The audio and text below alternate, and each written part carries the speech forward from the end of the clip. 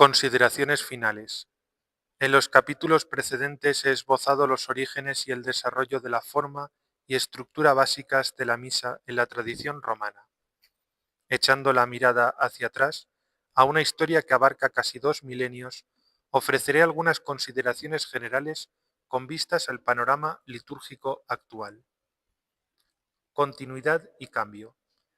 Desde las reformas litúrgicas iniciadas por el Papa Pío XII a mediados del siglo XX, plenamente asumidas por el Concilio Vaticano II, 1962-1965, y puestas en práctica en el periodo posconciliar, ha habido un intenso y a menudo controvertido debate sobre la continuidad y la ruptura en el desarrollo litúrgico.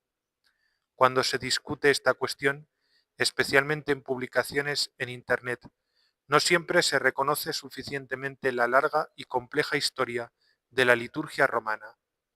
La trayectoria que he trazado muestra tanto continuidad como cambio. Desde su periodo de formación, a finales de la antigüedad, la forma ritual de la misa romana se vio afectada por numerosas transformaciones religiosas, sociales, culturales, políticas y económicas. Pero los cambios son de esperar en un periodo tan largo y en la amplia zona geográfica en la que se ha utilizado este rito. Lo que destaca es la continuidad esencial. Jesús instituyó la Eucaristía mediante sus palabras y sus actos en la última cena, como anticipo de su entrega redentora en la cruz. El carácter de la Eucaristía como acto de culto y de sacrificio espiritual emerge claramente en los primeros tiempos del cristianismo, incluso cuando las fuentes son escasas y dispersas. Arraigado en la última cena y formado por la piedad del templo, el rito que constituía el corazón de la liturgia cristiana comenzó a ser celebrado como un memorial, en el que el sacrificio de Cristo se hacía presente y sus efectos salvíficos se comunicaban a quienes participaban en él. Incluso en los modestos ambientes materiales de los 2 primeros siglos, el carácter sagrado de la Eucaristía es evidente en el lugar y el tiempo reservados para su celebración, y en la conducta personal que se esperaba de quienes participaban en ella. La tradición litúrgica latina se nos hace más tangible a partir del siglo IV, sobre todo con la forma primitiva del canon de la misa, atestiguada por Ambrosio de Milán hacia el año 390. El rito romano se forjó en la práctica de la liturgia estacional papal de finales de la antigüedad y principios de la Edad Media. Muchos sacramentarios de tipo gregoriano comienzan con una sección separada denominada Cómo debe celebrarse la misa romana, que corresponde a la estructura esencial de la misa papal solemne del Ordo Romanus Primus.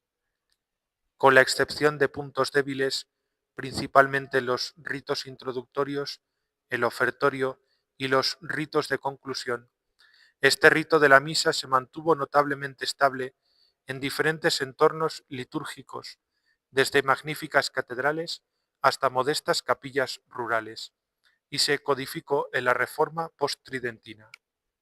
Cuanto más nos alejamos de esta estructura central, más variedad encontramos.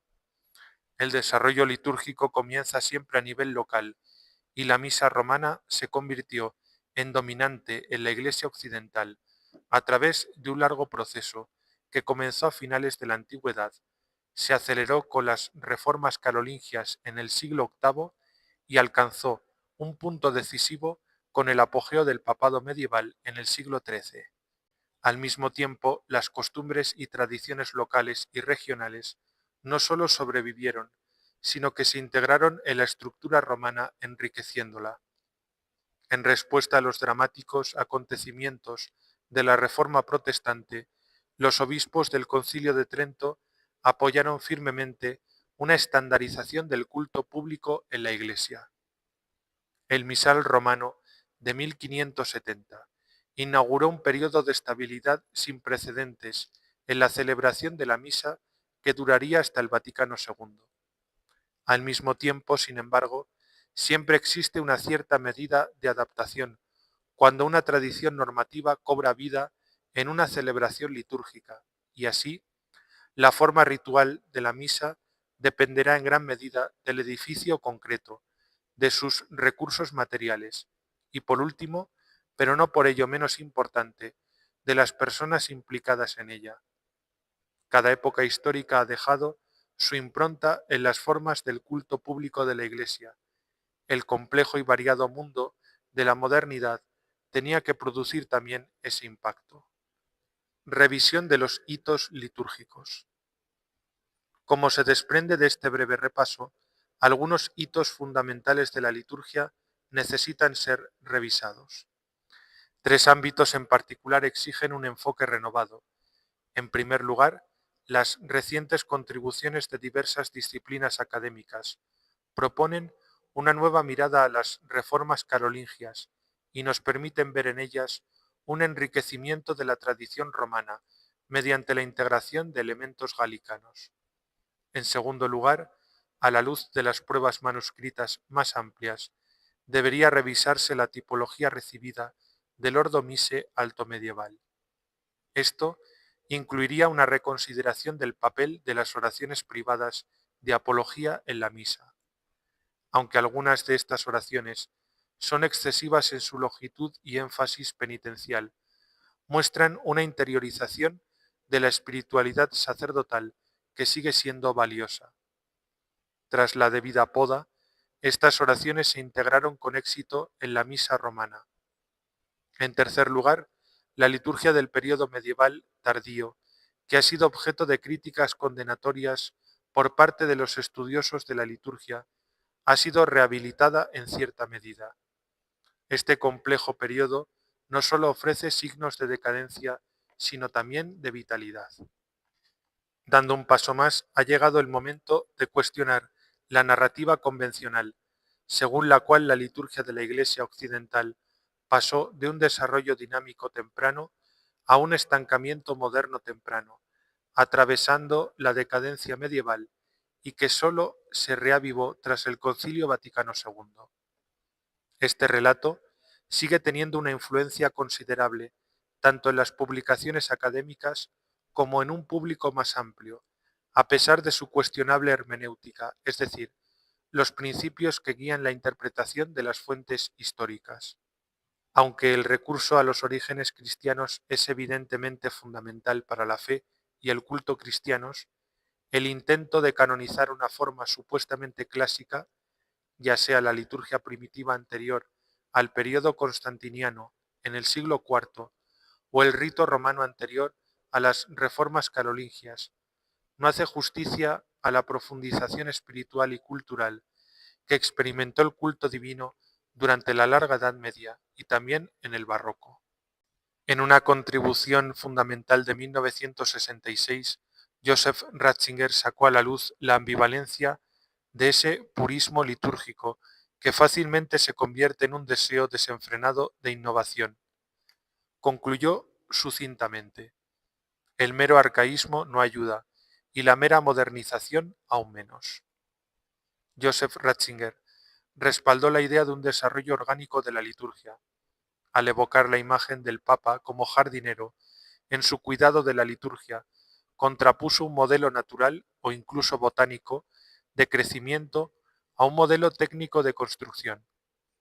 En la larga historia de la misa romana hubo sin duda momentos de cambio e innovación ritual que hacen difícil aplicar la categoría de orgánico.